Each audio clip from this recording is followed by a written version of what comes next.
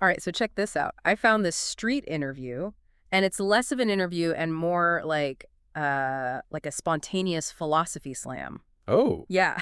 It totally grabbed me, so we had to dive in.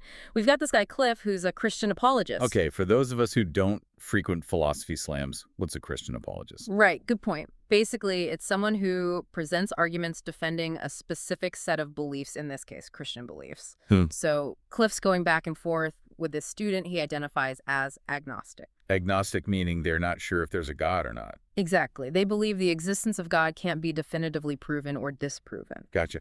So we've got a believer and someone who's, shall we say, open to possibilities. Sounds like a recipe for some lively debate. You got it. And it totally delivers. It's less about converting anyone and more about unpacking the WHY behind these huge EA questions.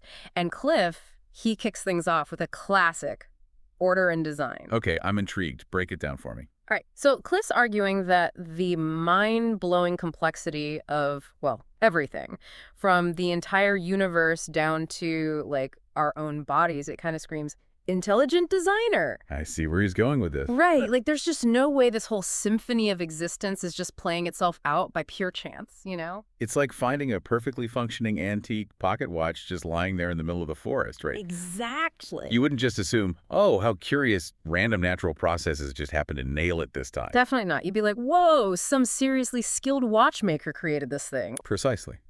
And that intuitive leap, that's the heart of what's known as the teleological argument. It's this idea that when we see design, when we see purpose, it points to a designer, a mind with a purpose. Cliff's basically saying the universe is our watch and whatever or whoever crafted it, well, that's our stand-in for God. Makes sense on the surface.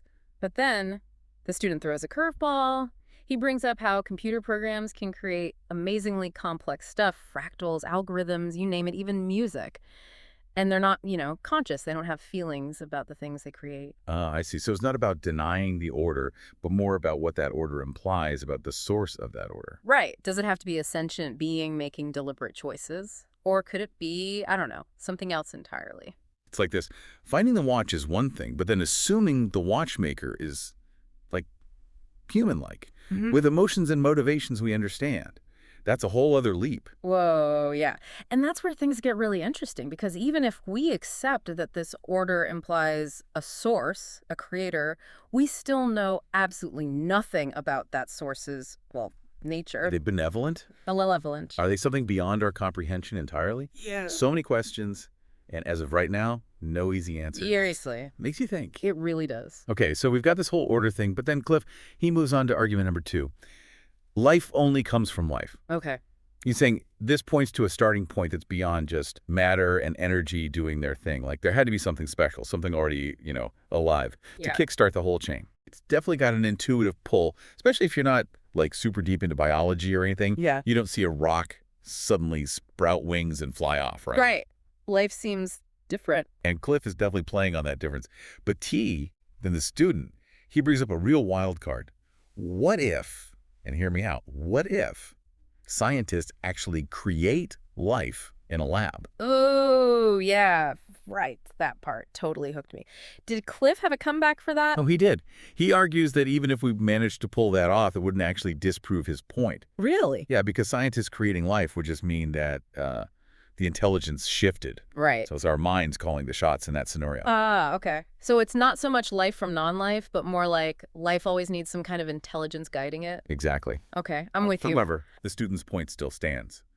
Just because we, as humans, haven't managed to create life in a lab yet, and it's a big yet, it doesn't actually mean that it's straight up impossible for it to have happened naturally. We're talking about, like, billions of years of cosmic soup swirling around out there. That's got to be a lot of chances for life to emerge, right? It's hard to even wrap your head around that kind of time scale, you know? Okay, so we've got this order, we've got the spark of life. Where does Cliff take us next? Get ready, because Cliff's third argument takes us straight to the heart of morality. Oh, okay. Getting serious now. Right, so he's talking about these moral absolutes. Basically, the idea that some things are just, well, right, and some things are just wrong, no matter what anyone believes or how any culture sees it. Like universal rights and wrongs. Yeah, and what's interesting is the student, he really seems to struggle with this one. Like, he can't quite come up with a good counter-argument. I noticed that. It's almost like it hits something, I don't know, deeper than just logic or debate. What do you think that is?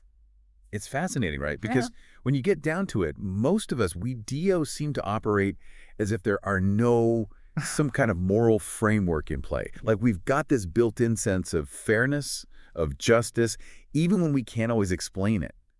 Think about it. Have you ever seen someone being treated really unfairly? Oh, yeah, of course. And it just felt wrong. Like in your gut, regardless of all the details, something in you was like, no, that's not okay. Totally. Like that gut punch feeling, you just know it's messed up.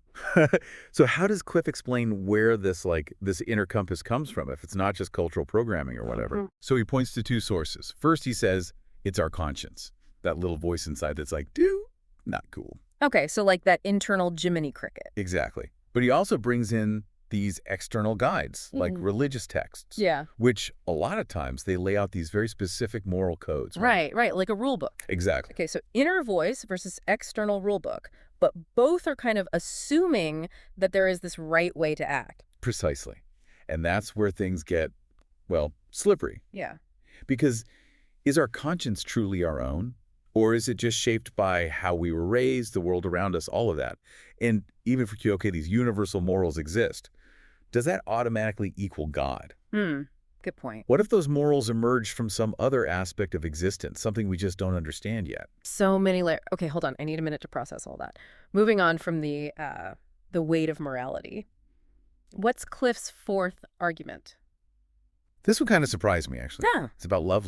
Love. Okay. Yeah, and to illustrate his point, he tells this really powerful story about a young man confronting a protester during a very, very intense time in history. The 60s. Right, I think I remember this part. Yeah, you got it. So things aren't just abstract ideas anymore, right? It's getting real.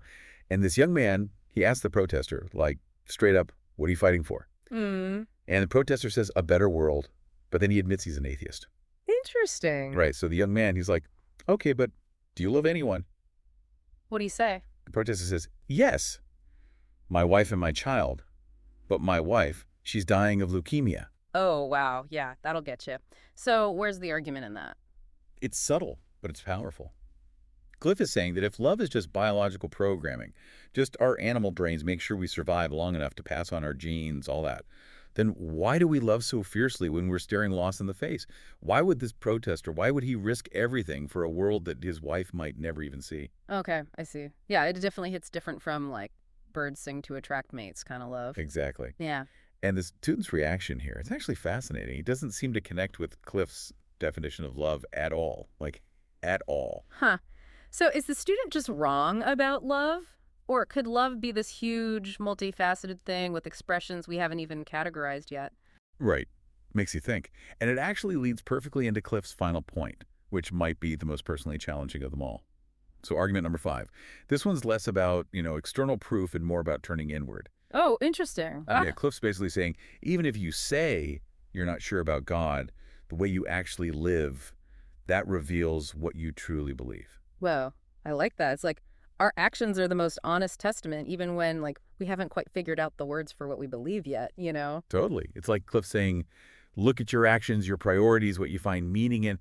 It's all pointing to some kind of underlying belief system, even if you'd never sit down and write it all out. That's really insightful. I know there have been times well, let's just say my actions haven't always lined up with that ideal version of myself I have in my head. It's this constant dance, between aspiration and actually, being human. Oh, absolutely. It's Well- like, are we walking the walk, Mhm. not just talking the talk? Right. Right. And it makes you wonder, if we really judge ourselves by our actions, honestly, are we living in a way that actually aligns with what we say we believe? It's a good question. Right. Or even more interesting, what would our lives look like? How would we act if we really and truly embrace the possibility of, something bigger than ourselves, something beyond? Wow. Okay. That's a powerful question to sit with. So we've gone from, like, the cosmic order, the entire universe, all the way to the deeply personal, how we live our lives day to day. If we had to sum up the core of Cliff's arguments, what would it be? I think it comes down to this. Yeah. There's this deep human desire, this urge to find meaning, to find our purpose, especially in a world that often feels so random and chaotic. And Cliff's arguments, whether they resonate with you personally or not, they offer a framework for understanding that meaning. They're a way to try to make sense of this wild world and our place in it. That is such an insightful way to put it, honestly, because it's not really about proving or disproving anything definitively, is it? It's more about wrestling with these huge fundamental questions that humanity has been grappling with for, well, forever, since we first looked up at the stars, probably. Exactly. And that's the beauty of a deep dive like this one.